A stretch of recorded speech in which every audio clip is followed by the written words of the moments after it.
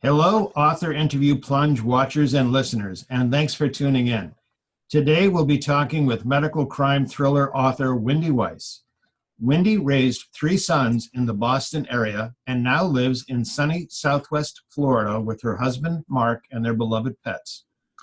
Wendy's background for medical crime thrillers comes from being a master's prepared registered nurse with years of experience caring for patients with chronic conditions, mental illness, and addiction. And she must be good because she's peer-reviewed and published. In her free time, Wendy enjoys the beautiful Southwest Florida beaches and traveling in the U.S. and abroad. Wendy's current works in progress include a 3-part series featuring an orthopedic surgeon, Dr. Stone, who leads a secret double life. The first 2 books in that series include Stone Addicted and Stone Diagnosed. Wendy's also working on The Normal House, a psychological thriller she hopes to complete in 2018. We'll talk with Wendy about her current projects, and I first want to read you the teaser for her existing novel, Detached. Dr. Jason Smith, an anxiety-ridden medical director at a health insurance company, has anything but a perfect life. He works a low-level job, barely talks to his wife, and has a daughter, Hannah, who's been battling leukemia since age 6. When Hannah falls out of remission for the 4th time, Jason embarks on a criminal path, setting in motion a violent kidnapping and blackmail scheme to procure a medication that he believes will save his daughter. Talk about moral dilemmas, folks. Become a criminal to save your child. I love it. Watchers and listeners, please welcome medical thriller novelist Wendy Weiss. Thank you for taking part, Wendy. Really appreciate this. That teaser to Detach, that is incredible. You have me right there. I'm going to go into the questions. Is that okay? Yes, by all means. Very good. Okay. You're a nurse in the insurance industry. Right. You manage a team of nurses and published in peer-reviewed journals. Congratulations. I know how difficult that can be. When do you find time to write? I am very disciplined. I am goal-oriented, and when I set my mind to do something, I make a plan and I stick to it. And it's worked really well in my career and my nursing career, and it's working well so far in my writing career. So basically what I do is I set a goal for how many words I want to write per day, and I try to stick to that as closely as I can. If for whatever reason I'm not able to write that day, then I add it on to the next day. And there have been times where 4 or 5 days have gone by and I was not able to write, and then it added up to me writing all weekend, which is fine because I love it. Excellent. I'm curious, is there a better time of the day for you? Are you a morning writer, an evening writer? Do you write during your breaks? I think probably morning is the best time, but I don't always have the morning to write because I have to work. So I'm writing probably 2 to 3 evenings per week, and then Saturday and Sunday morning you'll find me either at Barnes & Noble or at Starbucks with my earbuds in, and I'm just typing away. Excellent. Everyone in Southwest Florida, go looking for her. Yes, okay. Please. The teaser to Detached, which is on Amazon, by the way, folks, is a real grabber. Did you write that yourself? Did you pay big bucks for it? And if you did write it, can we hire you? I did write it myself. Wow. Yeah, I did. And of course, it's been written, rewritten, and revised numerous times. I think it was just research, reading a lot of descriptions of other best-selling books, and seeing, what might catch people's attention. So that's really where I developed that from, is just research and understanding my competition, and what other authors in the same genre are writing about, and trying to emulate their success and make it my own. Well, you did a great job. You did a truly great job. Now, I want to talk about Detached. I don't want any spoilers. Your insurance company medical director protagonist wants to procure an unavailable medication, and this leads to criminal activity. This isn't based on personal real life experience, is it? You don't know this guy, do you? I do not. No, his character is imagined, but a lot of what the reader will learn in the story about how the insurance industry works is actually based on fact.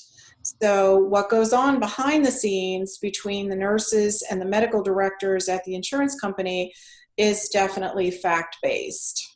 Wow, so it's a primer for those of us looking forward to that kind of stuff, huh? Well, hopefully no one ever has to have the situation that Dr. Jason Smith encounters, but I'm sure most of us that have traditional commercial health insurance plans or maybe even Medicare have encountered situations where they would like to have a treatment, a medication, or a test, and it's just not available to them through their insurance plan. Good to know, folks. Another reason to get the book and read it. Absolutely. How do you develop the characters? You said that this fellow is not based on real life, not somebody you actually know. So how do you develop the characters? Are they purely fictional? Do you kind of poof and they come forward, or do you take little pieces from a lot of people you know, put them together? Yeah, I think it's the latter. I take pieces of people that I know. I'm very curious about individuals and where they're coming from and their perspective. And whenever I meet somebody interesting, I'll ask leading questions to try to understand who they are and where they're coming from, and see if there's a place for them as a character in my book. When you read the story, there are characters that are fact-based. There's a character in that book named Ken. I have a son named Ken, and he actually helped me to develop that character based on some of his personal activities and aspirations. So some of it is fact-based, but most of it is a compilation of people that I've just come across. Okay, very good. Let me know when I'm going to show up in a book. I try to be very strategic about that. I'm learning as I'm working on Dr. Lila Stone's series that it's important to pick people that are social influencers. So, when people ask me, "Oh, can I be in your book?" or "Can I?" and I'll say, "Well, what is your social network?" And if they have a good answer for me, I might put them in my book. Well, in that case, I'm never going to get in your book. Anyway, all right, and that's the Stone series, which is Stone Addicted and Stone Diagnosed, and there's a third book. Correct. Okay, we'll get to that in a second. Again, I'm going with Detached and some of the samples that you sent me. Are these things fully formed in your head before you write them, or do you have this kind of nebulous, I know there's a story here, and you start writing and all of a sudden it comes to you and maybe you have to do some shifting, or maybe during editing? Is it logic? Is it intuition? How does this come about for you? It starts as a high-level story. So it's a story I know I want to tell, but I'm not exactly sure how I want to tell it. So it just starts to evolve when the character is more developed and I can get inside that character's head, and I feel that I am that person and will start living that story. So it develops as it goes, as I'm writing. You know, I may have originally planned for that character to take a left, but when I get in the moment, the character suddenly takes a right. So it really does evolve as I'm going through it. I know in doing a lot of reading and research about writing a novel, there are many that have, elaborate whiteboards with sticky notes and maps. I tried it, but I can't work that way. I think for me, it just flows from the character. So I never really know where it's going to go. And the further it goes and the deeper it goes into the novel, I get anxious because I'm worried, well, I'm not really sure how this is going to end. What if it isn't going to make sense? But it just does. I'm just able to bring that character forward in such a way that it comes together. That's fascinating. You're the first person I've talked with who's shared that they get a little bit anxious and nervous. Oh my Yes. God, how's this going to work out? Yes. Um, okay, you're just pounding the books right now. You're really on fire. You got Detached out. You're in the middle of the Stone series. You're working on the Normal House, which I understand is literary fiction. Yes, that's my ultimate goal, and I started that piece actually before I started writing Lila Stone. So I got about maybe 15% into it, and I know that story. That story's been living in me for a long time, Wow. but I'm not ready to write it, and I Okay. recognize I'm not ready to write it. I want to work on my language skills, how I string my words together, and I want to write that more thoughtfully. Hmm. I want it to be recognized as literary fiction. So I've set it aside and decided I want to finish Lila Stone's story, and then really focus 100% on developing the Normal House as it should be developed. Okay. So can you give us, no spoilers, can you give us a hint of the Stone series? It's just 3 books right now. Is it It's more? 3 books. I mean, who knows what'll happen after that? But right now, I've got it at 3 books, and this is the story of an orthopedic surgeon who has some really bad habits. She's been hiding these habits for quite some time, and they start to have an impact on her career and her personal life.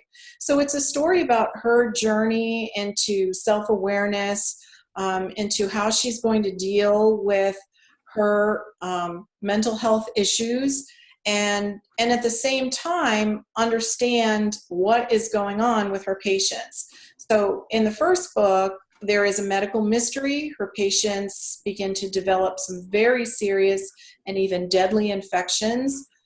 So she's dealing with her personal issues and trying to learn, why are my patients becoming sick? So as we move into the second book, she is starting to feel better about herself. The mystery is solved, but she is starting a new chapter in her life. But then a murder happens, and she is suddenly drawn back into a place where she doesn't want to be, and starts to revert back to behaviors that she thought were resolved. So, so she has, again, more introspection to do and more learning about herself. There's a little bit of romance involved. It takes some twists and turns, and the ending is really interesting. And I haven't really figured out part 3 yet. I know where I want to go, but I haven't started typing yet. I think once I do, it'll come pretty quickly. Okay. I'm really impressed. And so far you've mentioned characters as being primary. And Mhm. uh, to be honest with you, that thrills me because I'm a character-driven author myself.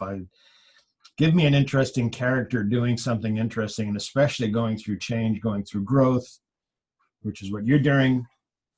My hat's off to you. And Thank you. please, please, please let us know when these books are available. I desperately want some. Okay, all right. How about the Normal House, which you've got 15% done and you want to work on your skills? What can we expect in the Normal House? So I can just give you a high-level view of the story. This story will take place in the 1970s, and the main character is a young girl who will be aged between 10 and 18 years old. And she lives with a mother and father in a nice neighborhood. And her mother, unfortunately, is a sociopath. So she's being raised by a sociopath. And her father recognizes the issues that are going on in the house, and father and daughter are very closely bonded.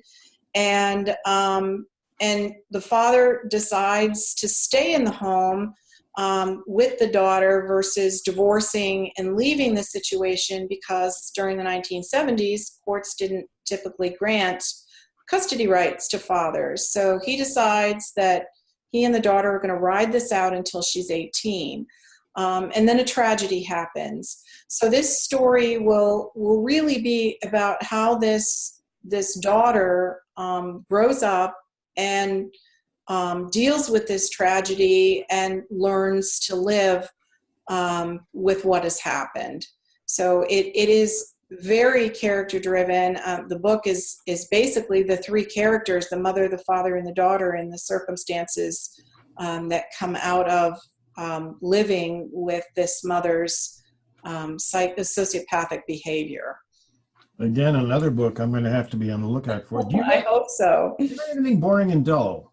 Or is that just your professional publications or the boring and dull side of you? And No, I think I'm pretty boring. Honestly, I am a very hard worker. I work from home, which makes it a little bit easier to be juggling both of these careers. But I am online working my full-time job at the insurance company at 7:30 in the morning and don't log off until 5:30 at night. And I'm go. And so I don't have a lot of, I wish I did have a little bit more of a social life. My husband and I are kind of homebodies. But when you live in Southwest Florida, that's okay. I mean, we have a lovely home and a pool. We don't need to go out much. It's like always being on vacation. But yeah, I'm not too exciting. well, not yet. Maybe someday. Others may differ, and let everyone know you started here with us. You self-published, Detached, as I understand it, and the numbers are pretty good as I see them. So do you plan on continuing self-publishing? Or are you going to seek a traditional publisher for the Stone series in the normal house, or how's that going to go? Yeah, I have some queries out on Stone Addicted. I've been querying for a couple of months. I queried quite a bit for Detached, and the way timing is everything, right? The day after I hit the publish button is the day that I got interest, but by then it was too late.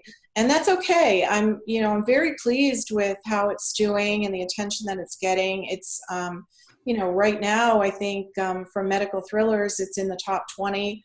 I'm really very pleased. The feedback has been excellent. The reviews have been excellent. So yeah, I'm querying on Lila Stone, but I'm okay if it isn't picked up. I will just keep it moving forward. So either way, I am happy. Okay, I good. set no expectations. Excellent. You're writing the series. Do you ever worry about losing momentum when you're writing a series? Not so much momentum. There are days when I begin to hate my characters. Like, oh, I'm so sick of her. Let's just get on with this. I think of things like that, like, because this other project is in the back of my mind, and I think about that sometimes. So there are definitely days where I just want to get it over with. But then as soon as I sit down and I start writing and start moving it forward, then that feeling of excitement comes back to me, because I am in Dr. Stone's head, and it's an interesting place to be. So, because you never know what she's going to do next. Mm-hmm. She's a little bit out there and has a lot of work to do. So she's interesting. That's what I want. I want a doctor who's out there. Okay. Your first foray into publishing was at a conference in Nashville, as I understand it. Not having been to anything like that myself, and I'm sure a lot of the watchers and listeners haven't been to these big kinds of conferences. What was that like? Would you recommend it? Would you do it again? I would highly recommend it, and I plan to do it again. In fact, I'm already registered to do it again. To Nashville? Yes, I went to, for me, everything starts with research, and maybe that comes from my nursing background. I do a lot of reading, and I try to get an in-depth understanding before I jump into something, because I don't have time to waste time. So I want to know that, the path that I'm taking makes the most sense. So in my research, I'm finding authors that are attending these conferences, and started asking questions on message boards. Which conferences are you going to? What do you recommend? And this one in Nashville, it's called Killer Nashville. I'll give them a little plug. Came highly recommended. There are some best-selling authors that attend this conference, and it's geared toward people that are writing mystery and thriller type novels. So it was very nerve-wracking. I had no idea what to expect. I went alone. My husband wasn't available to travel at that time. So I showed up, and they give you this big, lanyard with a big tag, and it's got your name on it. And I just started reading other people's names and sticking out my hand and introducing myself. And then, of course, the question is, well, what have you written and what are you working on? And I found that the elevators were really the best places to meet people, because you're standing there and you've got, 2 or 3 people all by themselves, and then conversation started. So I met some fascinating people and then started to bond. And be able to spend time with individuals, during lunch and dinner and in between sessions and even during sessions.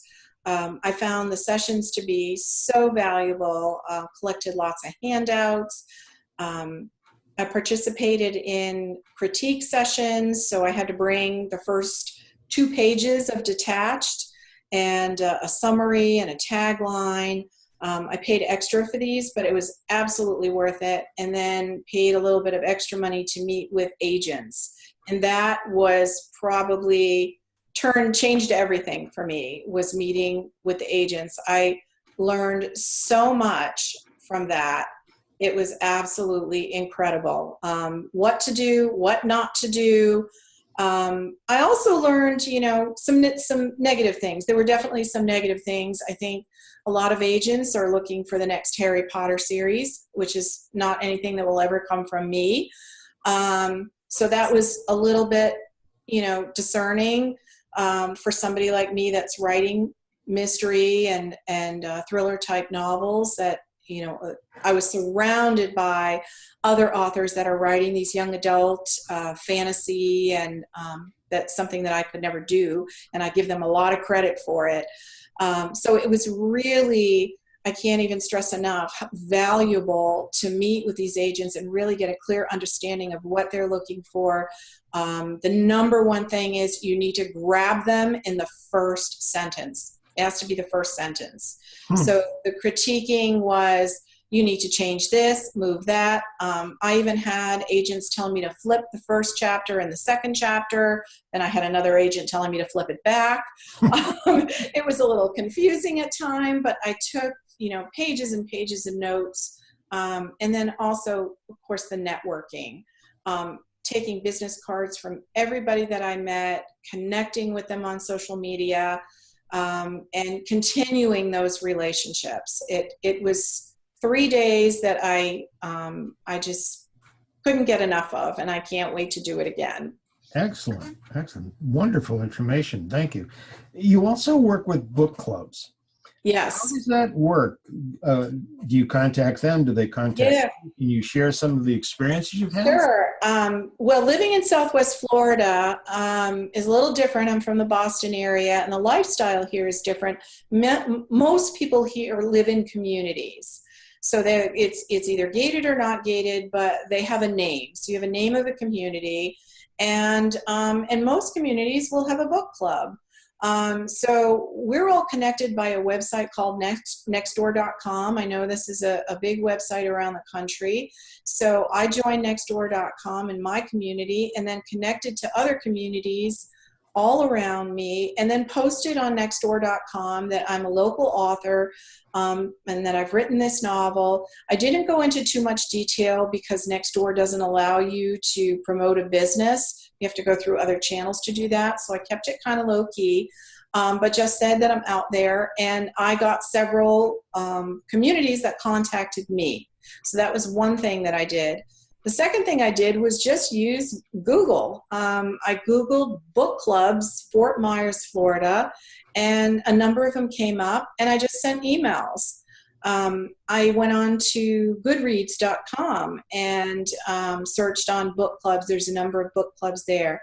And then through some work contacts, I've been very careful not to cross over my professional life, and And this I can't self-promote, obviously, at work, but there are people that know I've written a novel and I've read a novel. So for the people that contact me directly, I will ask them, do you know anybody that is in a book club? I'd be happy to participate via Skype or FaceTime and join your book club. So it's been very successful. I have 7 book club reservations in a very short amount of time. And for the communities that are local, they advertise through the entire community that I'll be arriving, which is thousands of homes. So we've had some really good turnout, and I'm very excited about it. The only negative part about being in Southwest Florida is it's very seasonal, and the book clubs typically end in May, and then we'll restart in October, but I will just restart it again when the season comes around again. Well, congratulations on that success. Thank you. And also for letting us know how it works. You mentioned social media. You're on Facebook, Twitter, LinkedIn. Yes. You have your own website. Right. How useful is social media and social marketing to you? You mentioned these book clubs, which obviously is a social aspect. Do you recommend social marketing in general to others, or is it face-to-face works best? I've spent a lot of money, honestly, on, promoters, book promoters, and different companies. I have not had good luck with them. I don't know if I'm doing something wrong or if it's the way I'm presenting my novel, but I don't really notice an uptick when they send out tweets to 1 million people. I'm not really seeing an uptick, so I pulled back on that type of advertising for my book. I do have a website. It really hasn't seen a lot of activity, but I honestly haven't spent a whole lot of time pushing activity to the website. Everything is very expensive, as you know. You have to decide where you want to spend your money. I think that's worked best for me has been the Facebook ads. I'm constantly running Facebook ads, and I'm trying to do a twofer for every Facebook ad. So I have an ad running now on Facebook that advertises the book. It's an Amazon ad that's running on Facebook, but it also has a box on there to like my Facebook page. So I have well over 300 Facebook fans on my Facebook page, and I have to assume that if they've clicked on it, then they're probably going to buy my book. So that has worked really well for me.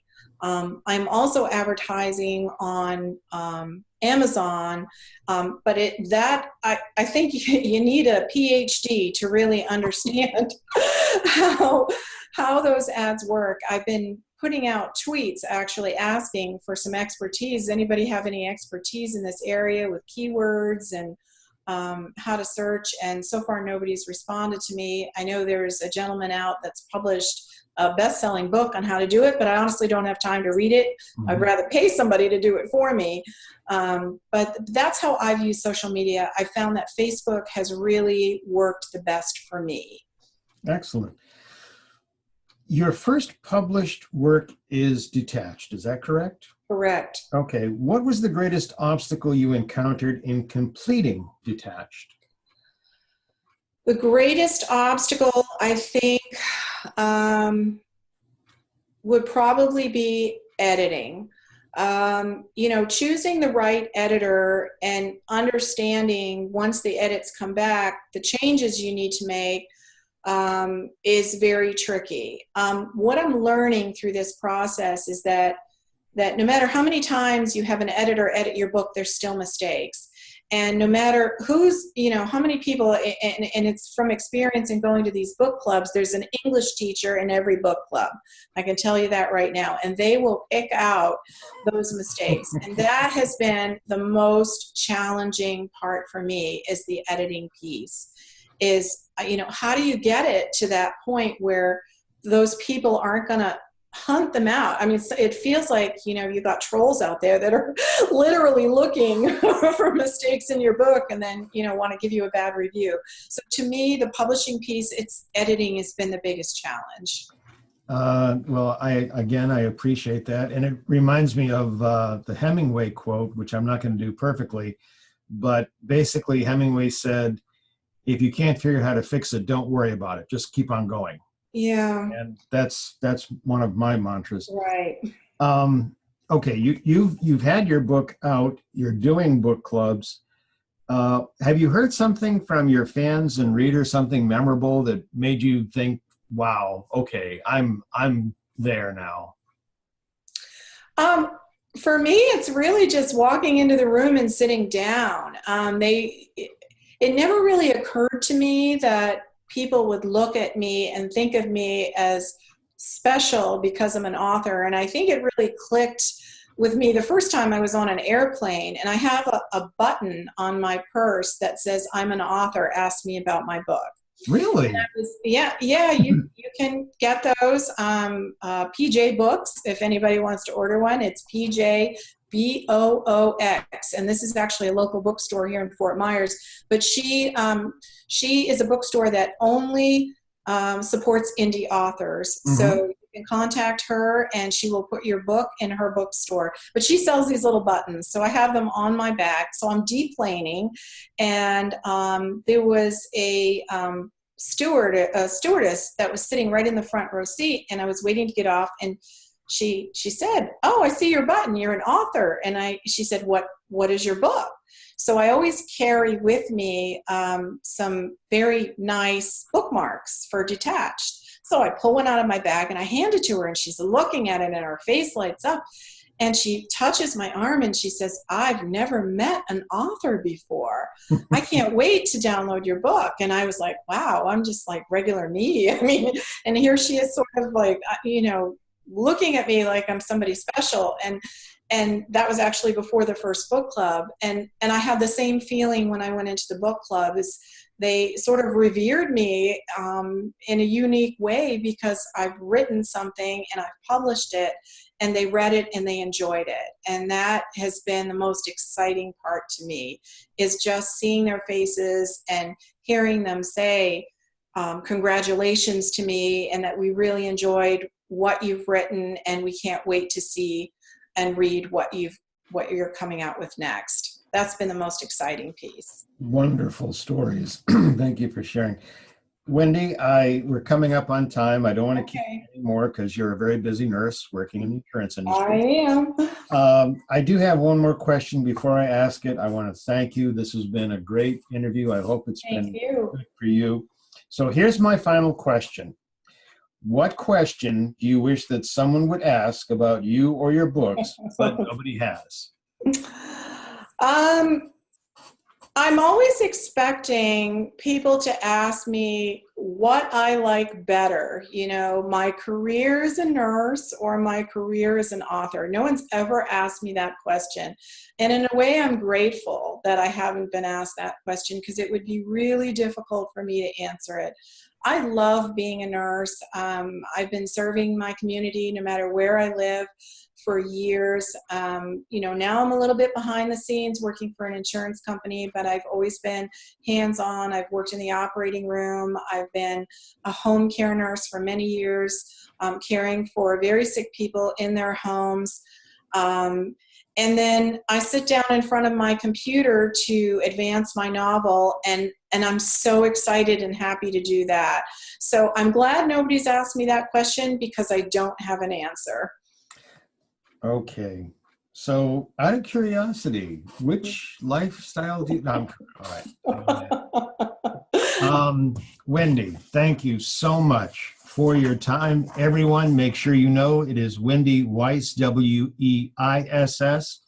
She is on Amazon. I will have links to her books and to her website and to everything she talked about at the bottom of the interview. Again, thank you so much. Thank you. Wonderful. Thank you very much. My pleasure. You take care. Have a good day. Bye-bye. Bye.